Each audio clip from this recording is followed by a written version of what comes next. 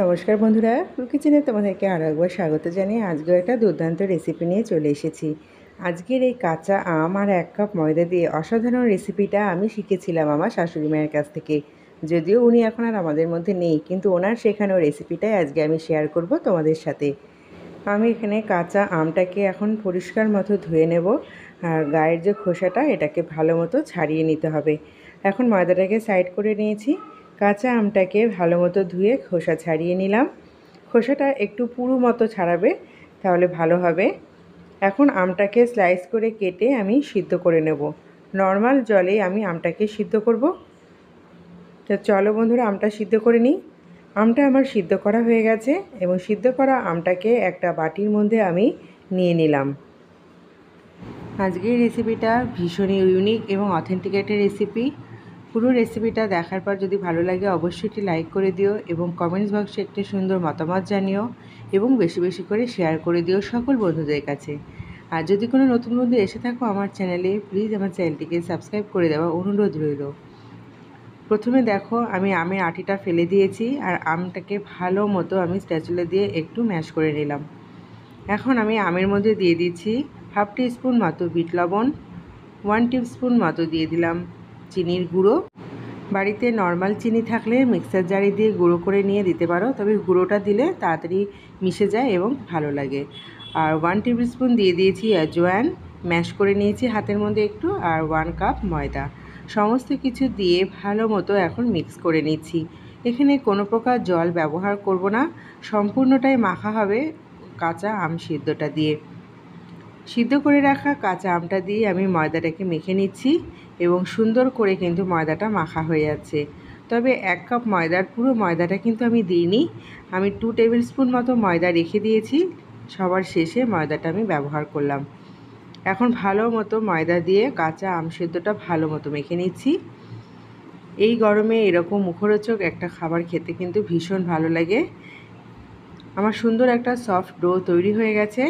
এখন আমি 1 টিস্পুন মতো সাদা তেল দিয়ে দিলাম ডোটার মধ্যে। এতে আমার ডোটা সম্পূর্ণ সফট হবে এবং রেসিপিটা বানাতে অনেক সোজা হবে। এখন সুন্দরভাবে আমি মেখে নিচ্ছি। এখন আমি 10 মিনিট মতো ডোটাকে রেখে দেব সম্পূর্ণ রেস্টে। 10 মিনিট বাদে আমি ফিরে আসছি। আজকের রেসিপিটা কিন্তু ভীষণই দুর্দান্ত খেতে লাগবে। যে কোনো সময় সকালে জলখাবারে হোক অথবা সন্ধ্যাবেলার জলখাবারে হোক অথবা লাঞ্চ ডিনারেও এই রেসিপিটা তোমরা বানিয়ে নিতে পারো। 10 মিনিট বাদে আমি ফিরে এসেছি। দেখো ডোটা আমার কত সুন্দর সেট হয়ে গেছে। এখন আমি ডোটা থেকে লেচি কেটে নেব। যারা ফেসবুক আর ইনস্টাগ্রাম থেকে আমার রেসিপিটা ফলো করছো বন্ধুরা, রেসিপিটা যদি ভালো লেগে থাকে অবশ্যই লাইক কমেন্ট শেয়ার করে দিও এবং আমার পেজটিকে ফলো করে দিও। আজকের এই দুর্দান্ত রেসিপিটা একবার হলো বাড়িতে বানিয়ে দেখো, ভীষণ মজার, খেতে কিন্তু ভীষণ ভালো লাগে। কাঁচা আম ফুরিয়ে যাবার আগেই রেসিপিটা একবার হলো বানিয়ে দেখতে পারো।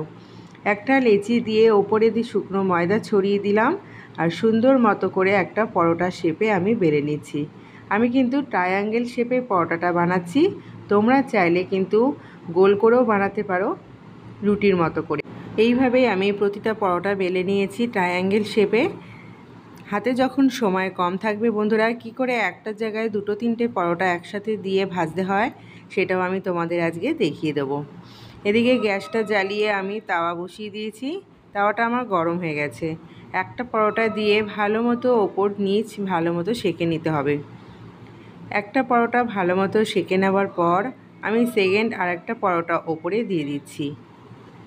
সেকেন্ড পরোটাটাকেও ভালো মতো ওপর নিচ আমি সেঁকে নেব। তারপরে 3 নম্বর পরোটাটাও আমি দিয়ে দিলাম প্রথম পরোটার উপরে। ঠিক এই রকমভাবেই 3টে পরোটা আমি সেঁকে নিচ্ছি। তেল দেবার আগে ভালো মতো সেঁকে নিলে পরোটা খেতে ভীষণ মুচমুচে হয় এবং খেতেও ভীষণ ভালো হয়, এক ফোঁটাও কাঁচা ভাব থাকে না। পরোটা ভাজতে গেলে কাঁচা অবস্থায় তেল দিয়ে ভাজবে না বন্ধুরা। আর চাইলে তোমরা এখানে ঘি বাটার দিয়েও ভাজতে পারো, তবে আমি সাদা তেলেই পরোটাগুলো ভেজেছি এবং খেতে কিন্তু অসাধারণ লেগেছে। আজকে এই রেসিপিটা তোমাদের কেমন লাগলো বন্ধুরা অবশ্যই কমেন্টস বক্সে জানাতে ভুলবে না। এরকম কাঁচা আমের পরোটা যে কোনো আচার অথবা সস বা যে কোনো রকম তরকারি ডালের সঙ্গে খেতে কিন্তু ভীষণ ভালো লাগে। তাই অনুরোধ করব, কাঁচা আম ফুরিয়ে যাওয়ার আগে একবার রেসিপিটা বাড়িতে বানিয়ে দেখো। আর যদি রেসিপিটা ভালো লেগে থাকে লাইক কমেন্ট শেয়ার করো। আমার চ্যানেলটিকে প্লিজ সাবস্ক্রাইব করে দেওয়ার অনুরোধ রইল। আর যারা ফেসবুক আর ইনস্টাগ্রাম পেজ থেকে আমার রেসিপিটা দেখছো, রেসিপি ভালো লাগলে অবশ্যই লাইক কমেন্ট শেয়ার করো আর আমার পেজটিকে ফলো করে দিও। দুর্দান্ত কাঁচা আমের পরোটাগুলো দেখতে যতটা সুন্দর, খেতেও অসাধারণ স্বাদ। যে কোনো সস, চাটনি, আচার অথবা যে কোনো রকম তরকারি ডালের সাথে খেতে কিন্তু দুর্দান্ত লাগে। আশা করছি আজকের রেসিপিটা তোমাদের ভীষণ ভালো লাগলো। এই রকমভাবে কাঁচা আমের পরোটা বাড়ির সকলকে একবার খাইয়ে দেখো বন্ধুরা, প্রত্যেকেই কিন্তু প্রশংসা করবে। অসাধারণ টেস্ট এই কাঁচা আমের পরোটা।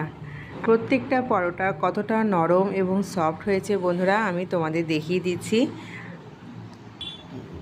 সন্ধ্যাবেলা অথবা লাঞ্চ ডিনারে তোমরা কিন্তু এই পরোটা তৈরি করে নিতে পারো। সকালে জলখাবারও কিন্তু তৈরি করে নিতে পারো।